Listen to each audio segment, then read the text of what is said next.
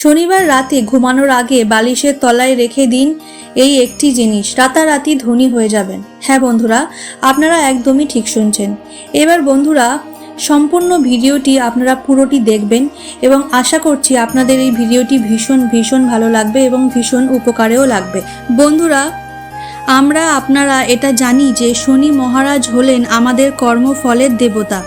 আমাদের করা প্রত্যেকটি কর্মের ফল তিনিই প্রদান করেন। কিন্তু বন্ধুরা, আপনারা যদি জানেন যে মা বাবার করা কিছু ভুল বা পূর্বজদের করা কিছু ভুল আমাদেরকে ভোগ করতে হয়, ফলে সন্তানের জীবনেও নেমে আসে চরম বিপর্যয়। হ্যাঁ বন্ধুরা, যখন আমরা কোনো পরিবারে জন্ম নিই তখন সেই পরিবারের সাথে তাদের একটি কর্মবন্ধনে আবদ্ধ হয়ে থাকতে হয়।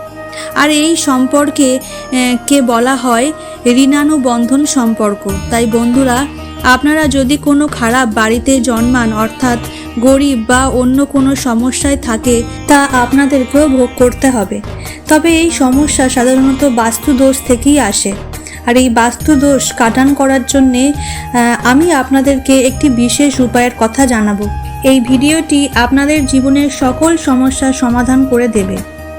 আর অবশ্যই করে ভিডিওটিতে একটি লাইক ও কমেন্টে জয় ভগবান শনিদেবের জয় একটিবার লিখে যাবেন।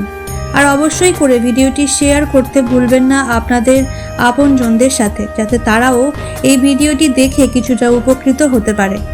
বন্ধুরা, আপনারা একটু খেয়াল করে দেখবেন, যখন আমরা কোনো বিপদে পড়ি তখন মানসিক করে ফেলি, বা আমরা আমাদের প্রভু অর্থাৎ যে ইষ্ট দেবতা তার কাছে কোনো জিনিস দেব বা পূজা দেব এরকম বলে থাকি। আর যখন আমাদের সমস্যার সমাধান হয়ে যায় তখন আমরা সেই মানসিক ভুলে যাই।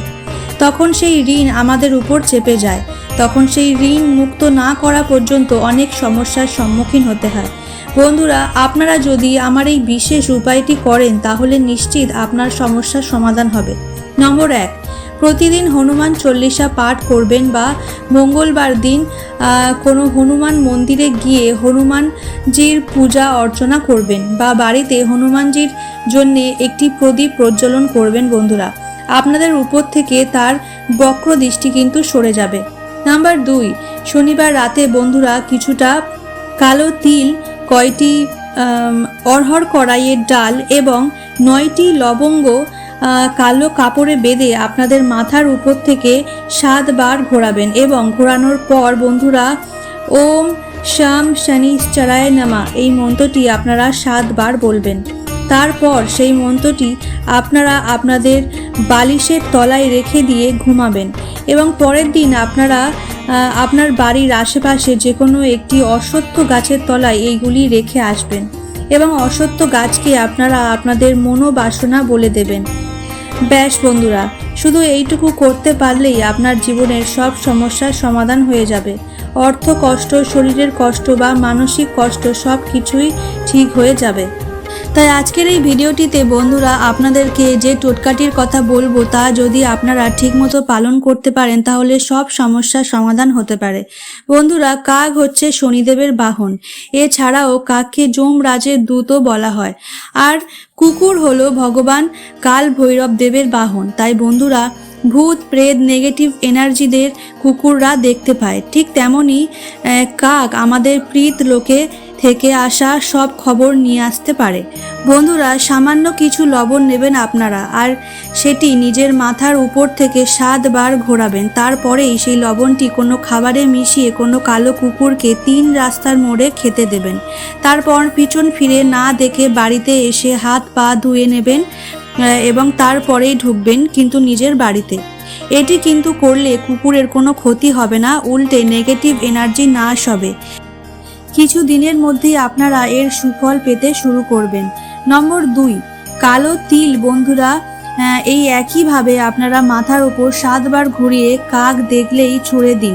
এতে আপনার বাড়িতে থাকা নেগেটিভ এনার্জি কাক নিয়ে পিতৃলোকে চলে যাবে। আর মাথায় ঘোরানোর সময় অবশ্যই আপনাদের ইষ্ট দেবতার মন্ত্র জপ করবেন, তাহলে কিন্তু বন্ধুরা খুব তাড়াতাড়ি কাজ হবে। আর এইগুলো যদি কিছুতেই আপনারা না করতে পারেন তাহলে প্রত্যেক দিন সন্ধ্যাবেলায় কিছুটা কর্পূর নিয়ে ঠাকুর ঘরে যাবেন। ভক্তি মনে যেভাবে আপনারা সন্ধে দেন ঠিক সেইভাবে নিত্যদিনের মতো সন্ধে দিয়ে নেবেন। তারপর যেটি আপনারা করবেন তা হলো মাথায় 7 বার ঘুরিয়ে বাড়ির বাইরে গিয়ে সেটিকে জ্বালিয়ে দিন। হ্যাঁ বন্ধুরা, আপনারা ঠিকই শুনছেন, এটি অবশ্যই করে বাড়ির বাইরে অর্থাৎ বাস্তুর বাইরে গিয়ে এটি জ্বালাবেন, নচেত হিতের বিপরীত হতে পারে। এতে দেখবেন কিছু দিনের মধ্যেই আপনাদের জীবনে থেকে নেগেটিভ শক্তির প্রভাব অনেকখানি কমে যাবে।